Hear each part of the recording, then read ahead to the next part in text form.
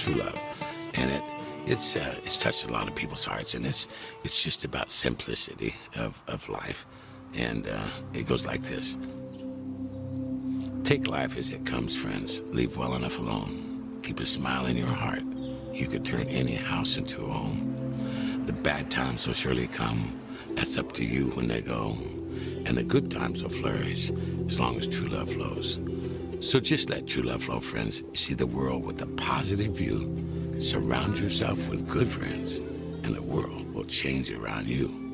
Make a habit of giving. Help where you can. Give food to the hungry, but give your heart to a friend. Now, true love, it's not that easy to find. It only comes when you can say it's ours instead of mine. For sharing your blessings with the people you love will light up your life like the moonlight from above. Now, forgiveness is the key to love, this I know. And a heart full of vanity has no way to grow. So wrap your arms around those loved ones around, for that's the place that true love is found. And I think that's what every human being is looking for, is true love in their life somewhere. We one game away. Blow up. We're playing for something, man. We're playing for something. It's gotta mean something to you. It gotta mean something. Everything you got. Everything you got. Let's finish this. Do it, fellas. Let's go. Let's do it, fellas. Finish 2 3.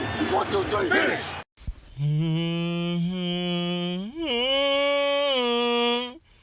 Look both ways before you cross me, I can tell you. Look both ways before you cross. Look both ways before you. Look both ways, 'cause if you cross me, I kill you. Yo, what's up, man? How's it going? The other day I was moving, well, not moving nothing, but I was moving.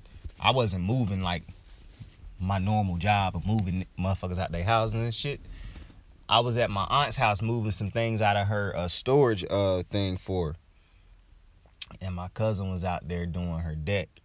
And when I had walked out, in my mind, I was like, I'm going to say some shit that's going to get my boy's attention right now. Like, I'm going to say some shit that's going to make him think to himself. I ain't heard nobody say that bullshit in a minute. So as I was walking out, and my mind worked pretty fast, like I came up with something quick. As I was walking, I was like, oh man, G. Willikers. That was something else. That motherfucker looked at me, he was like, G. Whitakers? What the fuck? He said, I ain't heard nobody say that shit in a minute. I said, you just did, motherfucker, you're welcome. I also told my aunt the other day a story about how Tony Hawk continues to get mistaken for Tony Hawk. Very interesting story. Yeah, she didn't know why I told her that story, and I told her. It popped up in my head, so I felt like I had to tell that story. I also saw a movie breakdown today. I look at a lot of movie breakdowns. I saw a movie breakdown today. Wow, how art imitates life at times. It's so crazy. It's so crazy. Like, also, so we talking about the playoffs tonight. Yo, how dope was the day? I hope you all having a dope fucking day. I hope you had a dope fucking day. Hey, I come alive in the nighttime. Hey, but listen. Enough of that bullshit. We talking about the NBA playoffs. Listen, it's funny how life imitate art, imitate life imitate art, whatever you want to say. I thought to myself earlier this week, or like last week, at some point in time, I thought to myself, it's crazy that Pat Bev, to get into the playoffs, that they had to play against the Clippers, like, and all the other crazy scenarios that's going on. But either way, tonight, the Memphis Grizzlies smacked the Timberwolves. Devin Booker was going off in the first half of his game, of the Suns game against the Pelicans, where they went up. He had 31 in the first fucking half. He looked like he was about to rip off a 60 piece. But my boy did go down in the third quarter with a hamstring injury. So I hope that shit ain't serious. Like, hamstring injuries usually are serious. So I hope that Devin Booker is cool. Like, I hope he can get back from this. But, you know, I just know how athletes, the hamstring affect athletes. Like Chris Paul had to deal with that a couple years back. You see football players deal with that shit all the time. Like, hamstring is a serious injury. So I hope D Book is good and this don't affect the series, but if he don't play, this definitely will affect the series. But I don't think it'll affect it too much because I think the Pelicans, not the Pelicans, even without Devin Booker, Phoenix is a better team in my opinion. So I actually would be shocked if Phoenix lose this fucking series. Because even without Devin Booker, and Devin Booker is going to affect this series, but even without Devin Booker, I think the Pelicans are not as good a team as, at least not right now, than Phoenix. And that's without Devin Booker. Now, when Phoenix have to play against a Golden State, that's when the Devin Booker matter. You need Devin Booker in that series. But I do think they can win this series without Devin Booker. And I hope they don't have to play this series without him. But the fourth quarter of this Pelicans, okay, real quick. So the Pelicans won tonight. The Hawks lost to the Heat tonight. The Grizzlies beat the Timberwolves tonight. Boom, boom, boom, boom. Okay, so the Pelicans game, because we're gonna be talking about the Pelicans game a lot. The fourth quarter of this game was wild. Like, at one point in time, both teams had scored 25 points in the fourth quarter already. And it was at a point in time where they was just trading three-pointers. And it wasn't even easy three-pointers. Like, it was tough three-pointers. And I just got done talking about C.J. McCollum in the previous show. Yo, C.J. was hitting some big shots down the stretch in this game in the fourth quarter. Like, he was dialing up some tough threes. And then this was a beautiful game for me. A very beautiful game. Listen, I talk a ton about Brandon Ingram. Maybe I don't talk a ton on the channel because I don't really talk. I haven't, been consistent with the basketball talk. But anybody who know me know I love Brandon Ingram. And on Twitter, I'm always talking about Brandon Ingram. B.I., that's my guy. All right? Laker always in my heart. And I pray he come back to the Lakers one day, even though I doubt that's going to happen. But I've always looked at B.I., and I've been watching B.I. since he was at Duke Torch in North Carolina. I always looked at him as like a KD clone. Like, he kind of played, like, he didn't play like KD, but he just long like KD. He resembled KD a lot. And now you look at how his game done developed. Oh, man, the mid-range demon. Then he can pull up on you from anywhere. Look at the three-pointer. He and CJ hit some big shots down the stretch. And shout out to the others on the team. They hit big shots down the stretch also. To me, even without Devin Booker, this is a big win for for New Orleans. Because I did not think New Orleans was going to win a single game in this series after that first game. And it hurt me to say that because I love Brandon Ingram. Like, Brandon Ingram is my favorite player in this entire series. Now, this is what's interesting. So I love Chris Paul also. He's one of my favorite guards all time. One of my favorite players all time. And I love Devin Booker. When Devin Booker was coming into the draft a couple years back out of Kentucky, I was like, yo, he getting drafted late, but this motherfucker kind of remind me of Klay Thompson. Now, fast forward, the motherfucker's nothing like Klay Thompson. Like, they don't play the same at all. But, needless to say, I thought he was going to be one of the best players coming out of that draft. I'm being dead ass serious when I tell you, I thought he was going to be the best player coming out of that draft. And I know the top of that draft had great players. It was just some type of connection I had with Devin Booker at the time. Now, I was kind of salty. I ain't going to lie to you when people kept calling him Young Kobe because I'm like, this motherfucker is not a young Kobe. Like, I love D-Book, but to put that type of pressure on him, like, I don't even like it that motherfuckers is calling Jordan Poole the next Steph Curry or young Steph Curry. Nah, that's not the next Steph Curry, bro. That's Steph Curry's son right now. What are you talking about? But either, no disrespect to Jordan, respectfully. But listen, I still expect Phoenix to win this series. DeAndre Ayton got to give you more than 10 points. I mean, big guy, you banking on yourself. You want a big contract at the end of the season. You got to give me more than 10 points, especially when Devin Booker go down. Not to mention, Charles Barkley said something that I agree with. After Chris Paul have a big game like he had in the game one, this was a perfect game for him to put them on his shoulders and, carry him when D-Book went down. But when you're an older player and you're not really in your prime no more, but you still play at a high level, you might have a great game one night, but then it'll take you about 2-3 nights to get back, to having that type of game because you got to, recuperate. I don't really think it's on Chris, but even though Chris Paul is the leader of this team and the second best player on the team right now, because Chris Paul is the best player on the team career-wise, but I think you gotta expect more out of DeAndre Ayton than Chris Paul, to be honest with you, because they still Phoenix still win this game if Chris Paul go out there and play his game, because his game involves getting everybody else involved. Cam Johnson got to step up prior to UNC. Mikal Bridges got to step up, or is it Michael Bridges? I think it's Mikal Bridges, but all the others for Phoenix, they got to step up. I mean, it's just plain and simple. And it's not going to be hard to do when you got Chris Paul, a legitimate point guard. So I still expect Phoenix to win this series. To me, the struggle going to come when you get to Golden State if that series. Now, I can already hear people saying if Devin Booker is out for the playoffs, oh, Golden State caught another lucky break. I hate to inform y'all, but injuries is just a part of basketball. Every team get hurt. And it's very weird to me at this point that people still try to use, oh, Golden State keep getting lucky off of injuries. When Golden State legitimately lost a title they were going to win because KD got hurt, Clay got hurt, Curry was hurt throughout that run. Multiple dudes getting hurt, and I never hear people bring that up. Like, every time people bring up Kawhi's championship, I never hear the majority of people say, well, he only won that because the Warriors weren't the Warriors. They were banged up and hurt and legitimately had two guys who could not play.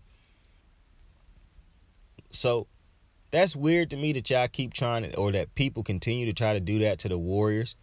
But I don't hear people do that to no other teams. Like, I never hear people bring up the fact that LeBron James got the little, the shout out from the league when they suspended Draymond in that series. Like, to me, it's just buffoonish to suspend Draymond in that incident when LeBron literally put his nutsack over the man's head. Like, what? I also ain't happy about, just hopping to another topic real fast. I ain't happy about that $50,000 fine for Kyrie, but I accept I understand the $50,000 fine. Because while I agree with Kyrie, and I think it actually need to be a bigger conversation happening on the fans, like the fans cannot continue to come to these games and pay money to be disrespectful. Like, I do not agree with that at all. And even though I do not agree that these athletes should continue to have to be the ones that act professional, turn the other cheek, be the bigger man, be the bigger person, or the bigger woman, while I do not co-sign with that, I also agree with that also. It's a weird situation, man. It really is, because I don't agree with Kyrie having to be fined $50,000, but I agree with Kyrie being fined $50,000. I don't agree with fans being able to be disrespectful and shit like that. Period. There's no, but I agree with, no. There's no agree. I don't agree with Kyrie flipping off the crowd, but I agree with Kyrie flipping off the crowd. You see what I'm saying? Because, bro, people get tired. It just is what it is. People get tired. Athletes are humans. They are people. They get tired. Yes, do I want my athletes? Do I want people, not just my athletes? Do I believe human beings, people should behave in a professional, or, because what the fuck is professional? Should behave in a polite, respectful manner? I do.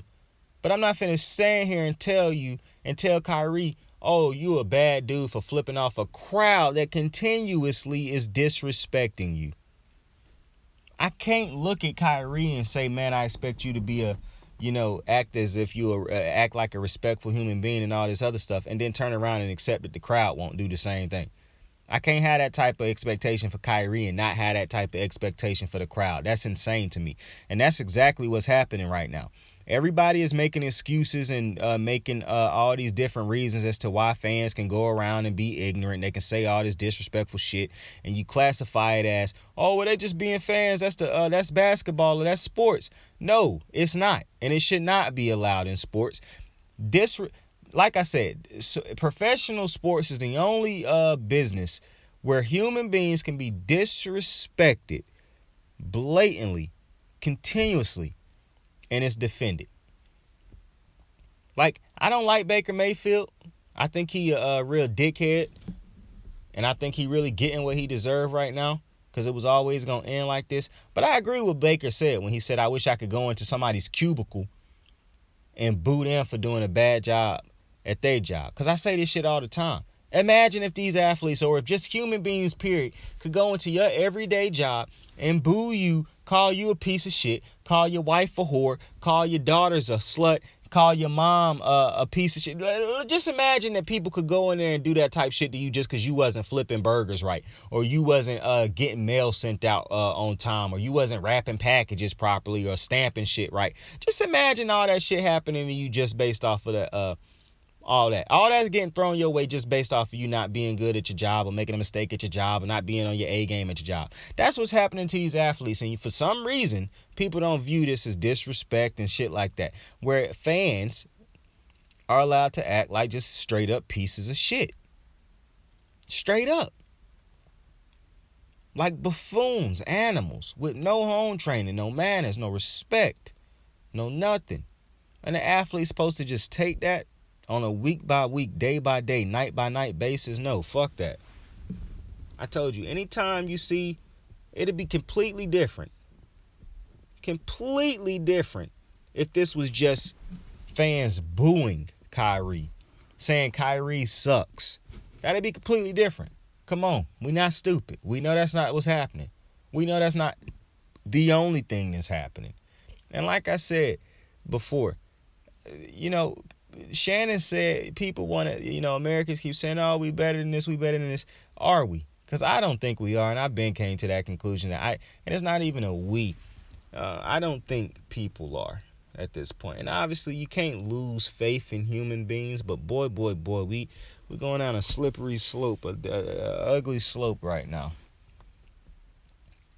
But, I'm going to continue to preach it. I'll continue to say it, yell it till I'm famous, till I got an audience, till I got viewers. I won't stop saying it. The humanization of athletes is a problem, and it's not talked about enough.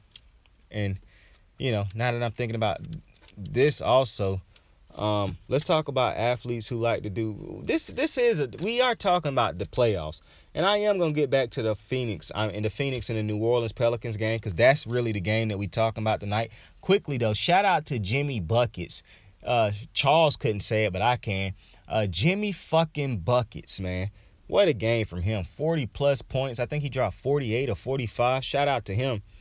I swear, Miami is the number one seed in the East, and obviously I didn't watch a ton of NBA this year, but I'm just telling you, man, Jimmy Buckets and what he done for that team don't get enough credit. People like to talk about his attitude and all this other type of shit with Jimmy Buckets, man.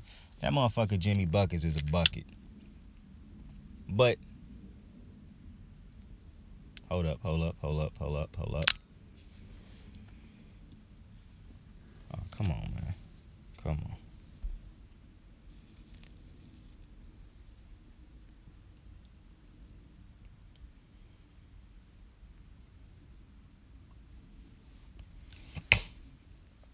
Oh, before I hop back to the fuck it wrestling show Friday gonna be lit.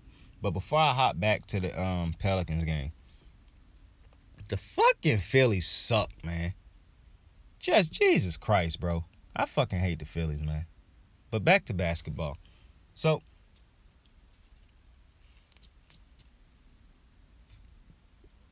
we talking Brandon Ingram.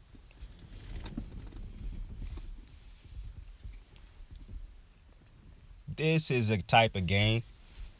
This is the type of moment in game. I was waiting for all of this to come together for Brandon Ingram. Like, this is what I saw in Brandon Ingram years ago.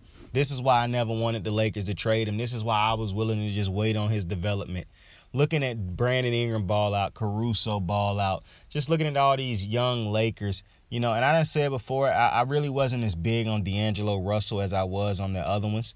But I do like D'Angelo, and I still like D'Angelo, just not nowhere near as much as I love B.I. and Lonzo. Like, B.I. and Lonzo is my guys. Like, and I know I defend Julius a lot too, because he was a Laker too, and I love Julius too. Not as much as I love B.I. and Zoe, but like Zoe and B.I. those my guys, bro. Like, my guys for life. I told my homies, whatever team those two play on, you just go ahead and say I'm a pseudo fan of those teams also. Just add them to my team thing.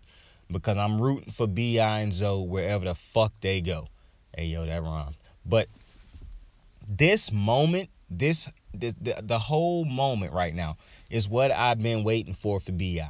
To be able to take a team, get him in the playoffs, which however the fuck he could get him in there, and ball out in a game like this. Listen, the Pelicans look like they did not belong on the same floor with Phoenix in that first game, but they still ended up making a good little run and making it look respectable by the end of that game. So that showed me that they was waking up. The moment was a little big in the beginning, but then they started to settle in. This was a great rebound game for them. Now listen, I understand that the story is going to be Devin Booker didn't play. I mean, he got hurt in the third quarter. And I get that. That do affect this series. But like I said, while it does affect this series, Phoenix is still the better team unless Brandon Ingram and CJ McCollum continue to play like this. If CJ and B.I. continue to play like this, it will be a tough series for Phoenix, especially if you don't have Devin Booker. Because to be honest with you, while Devin Booker did drop 31 in the first half, they was only up by like 6 points. So this was a far better effort tonight by Phoenix by the Pelicans anyways.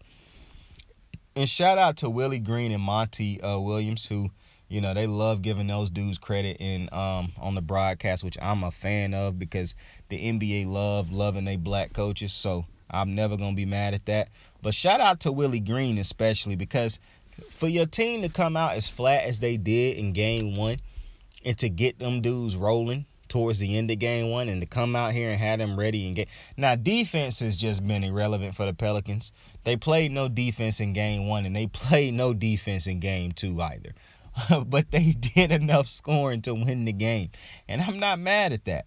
But they are going to have to eventually lock something down in one of these games if they're going to win this series.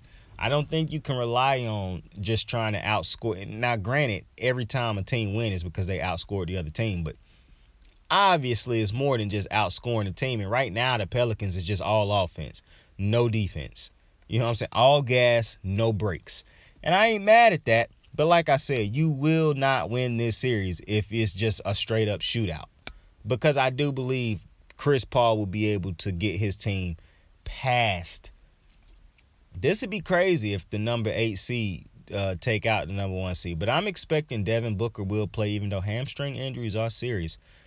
But man, just Brandon Ingram in this moment. He had 2 big shots down the stretch where he hit a contested 3-pointer, leaning into it like he was motherfucking KD. And then he get the shot down on the block. And then he hit a quick little turnaround and drilled that something like just silky smooth, man.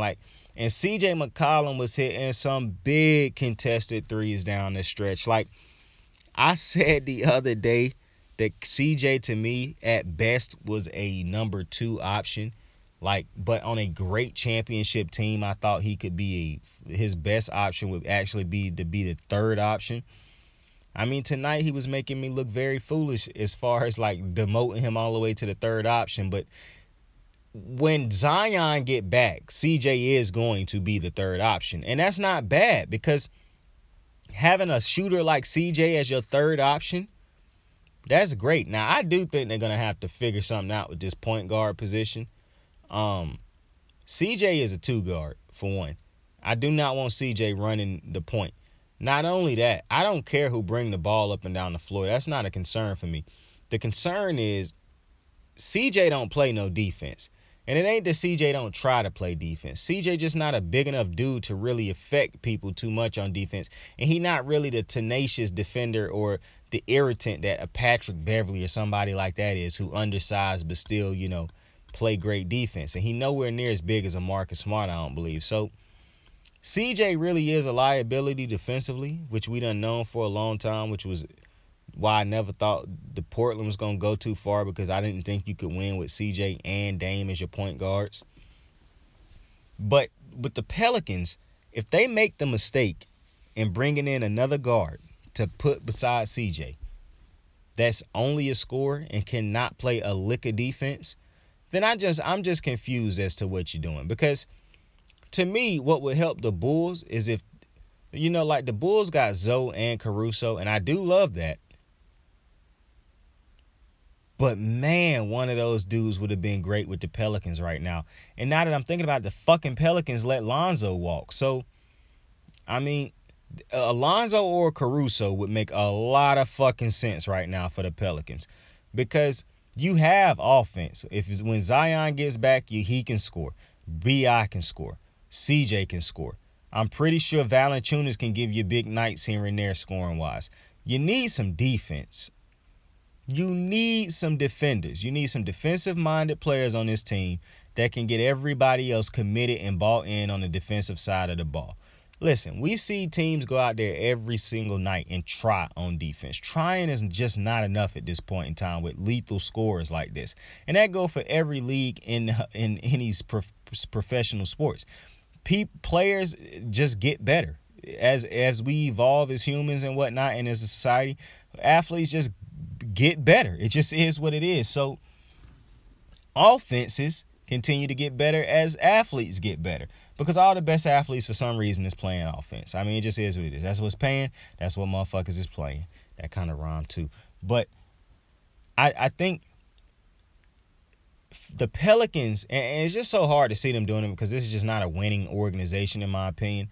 However, the Pelicans right now are in a beautiful spot where if you go and get some defenders in the offseason, that could really bring this team together real nice, because like I said, you got your three scores in Zion, and CJ. And if you need a fourth scorer, Valanciunas can score for you. He can shoot. He can give you some buckets.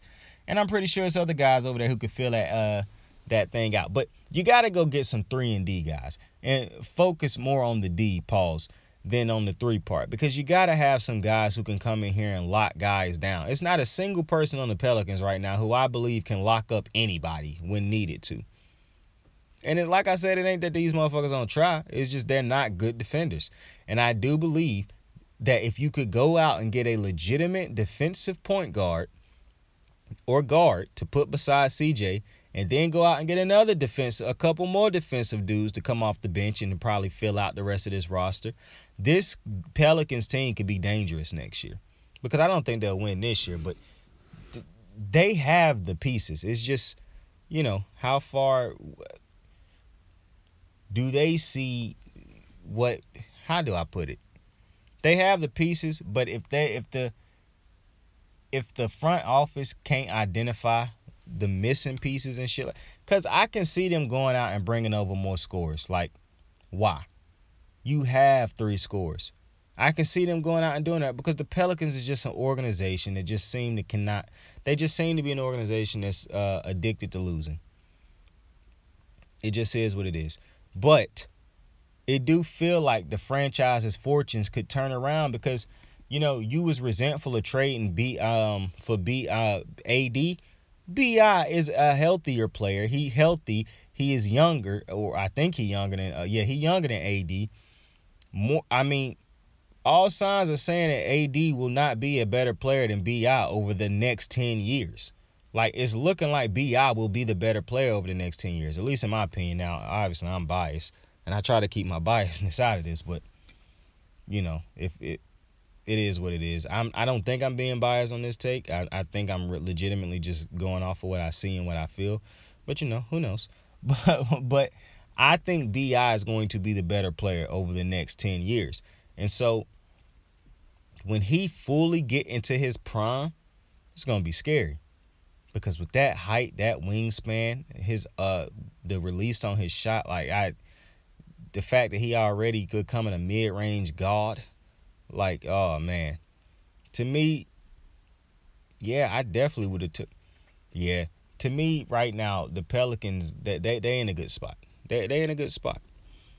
Zion got to get healthy. He got to get into playing shape and whatnot and stay healthy. I really hate for this to be fucked up because Zion can't find a way to get healthy and in shape. That'd really suck if this Pelicans thing can't get off the ground because of that. Because into that case, it wouldn't even be on the Pelicans. It'd be on Zion. And I heard somebody say before, now I don't know what's going on with Zion. I'm not in Zion's camp. I don't talk to Zion, obviously. Who knows what's going on with Zion. But I do agree with the Shaq and with another person who said before. People keep trying to, for all those people who keep saying, oh, well, you got to get some vets around them and this and that. Man, listen, if Zion truly is out of shape and whatnot, and he ain't eating healthy, at the end of the day, the person who gonna have to ultimately make that decision for Zion to stop doing all that shit and get into athlete shape and all that type shit, the ultimate decision at the end of the day, that's gonna come down to Zion. It don't matter who you put in his corner. It don't matter who talked to him. It don't matter. At the end of the day, if Zion don't make up in his mind that he want to be great, then it ain't gonna happen. If he make up in his mind that he want to be great, then he will get right. That's what it is. I understand people don't want to hear that, or people want to say, well, if you just get the right person in this corner. No. Ultimately, it's gonna all come down to Zion. Because you can get the right person in this corner, it can motivate him for a couple days, and Zion will be back to being Zion. That's if this is the case.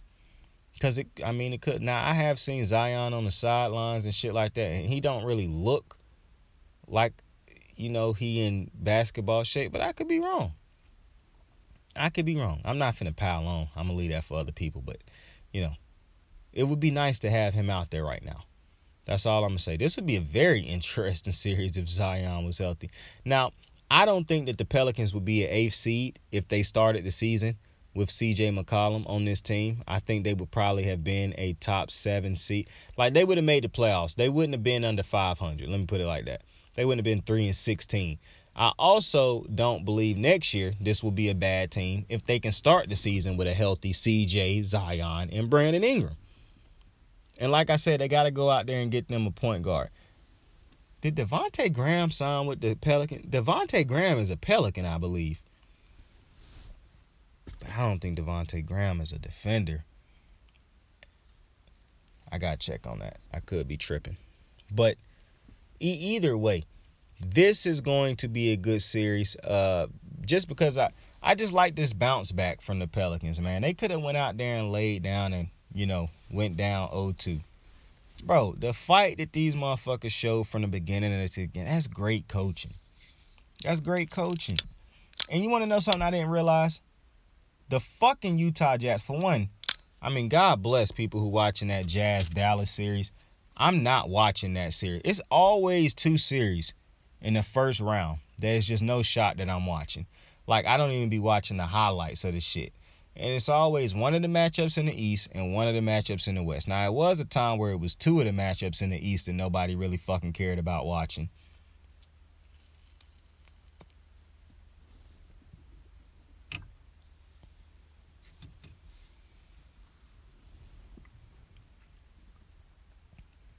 But times have changed. I have no interest. Now, I'm going to be honest with you. I would not be interested in this Dallas series if it wasn't for the fact they playing with it's the Warriors, and that's my team. However, I am in no fucking way interested in Utah, Dallas at all. No shot. And those are 2 great young players that are playing in that series. Obviously, Luka hasn't played in the first 2 games, which brings me to my next point and the reason I brought this up. The Jazz are never winning a championship, bro. Probably as long as I'm living. And I hope I live for a long time. But I don't know how the Jazz going to get over this hump. Because Donovan Mitchell is a generational player. But Donovan Mitchell is no shot that this man retire with the Utah Jazz if he trying to win a championship. He is going to force his way out of Utah. So they might as well go ahead and start preparing to get the... Now, listen...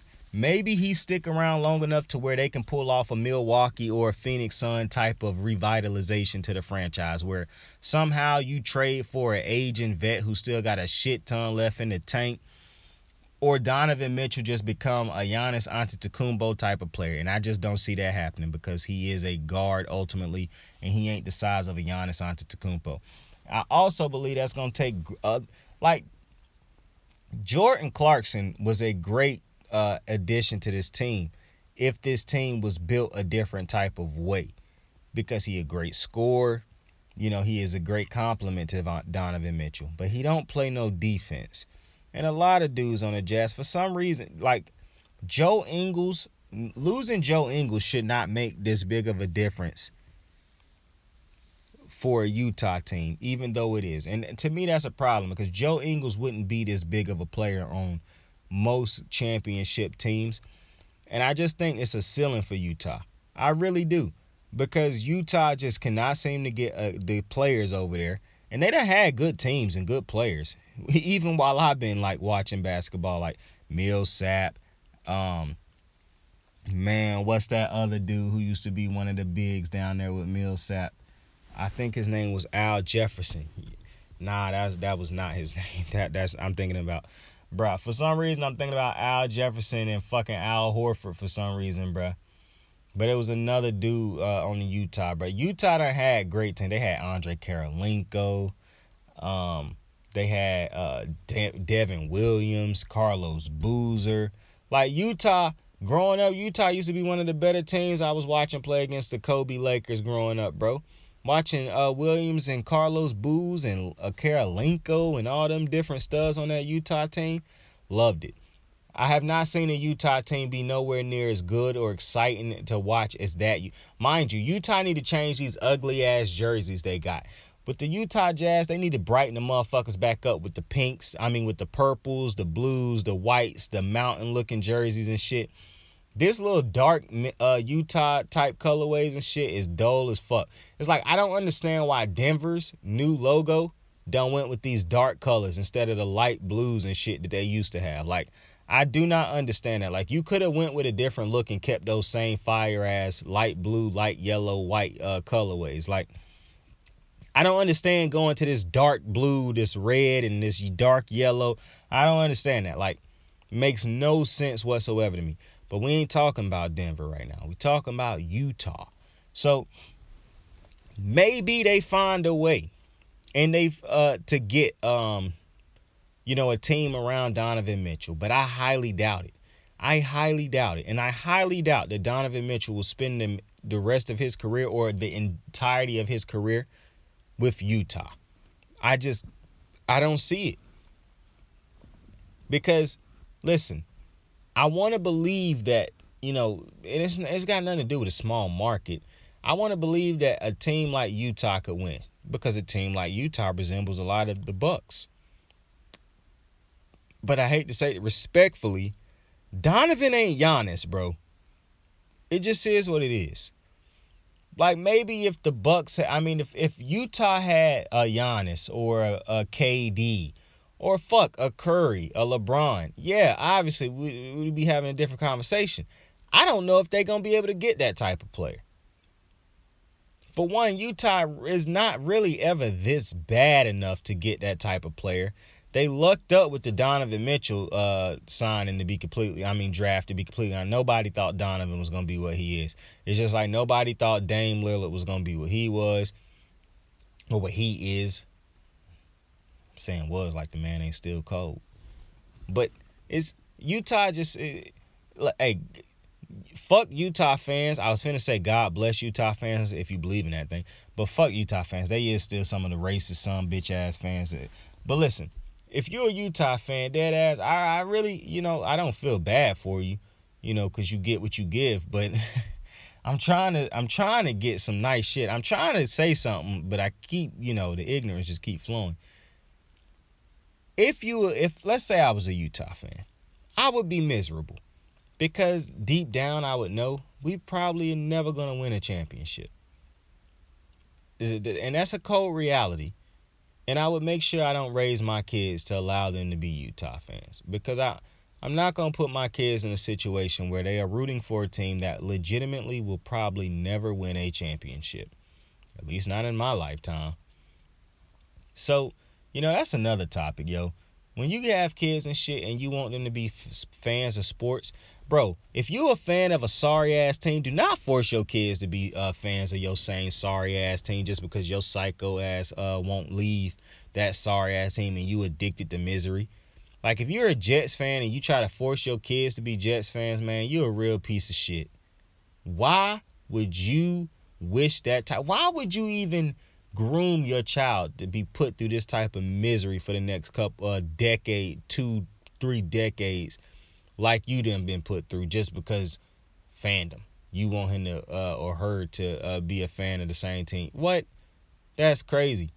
If Baltimore suck around the time I start pulling out a whole bunch of kids and whatnot, I promise you none of them motherfuckers will be rooting for the Ravens unless they just making that decision on their own. If the Ravens become a perennial trash can, I promise you my kids will not be rooting for the Ravens. They will be rooting for a team that wins. I'm setting them motherfuckers up early so that they can see success. I'm not finna have my kids growing up fans of trash can teams. Like, I be seeing people my age talk about how they never seen their favorite player or their favorite team win in their lifetime. And I'm like, man, that's miserable. Because I done seen Baltimore win the Super Bowl. I done seen the Lakers win multiple championships. I done seen Steph Curry win multiple championships. I done seen the Dodgers and the Phillies win a World Series. So, you know what I'm saying? Like, every single one of my favorite sports teams and players done won championships. So, I really don't know how that feel to never see. Like, I don't watch hockey, but, like, if I had a hockey team, it'll probably be, the Pittsburgh Penguins. I guess that's one of the better teams. Whatever the team that win a lot in hockey, that's who I would root for. But this is definitely not a hockey show, so back to basketball. The fourth quarter of the Pelicans game, though, amazing quarter. A lot of action. Like I said, no defense whatsoever. Was very shocked that the Suns played this bad a defense in the fourth quarter, to be honest with you. Like, they looked bad in transition. And shout out to Willie Green and Pelicans. They had this little thing where they would, take off on the fast break to fuck up the defense, to not let the Suns defense get set. That was smart as hell. I like seeing adjustments like that.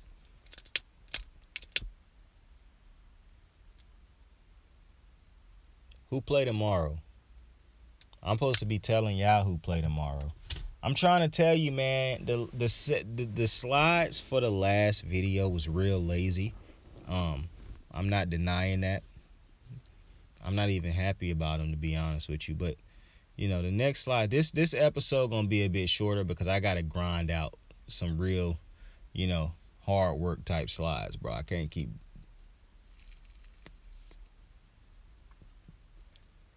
get into a rhythm of being lazy.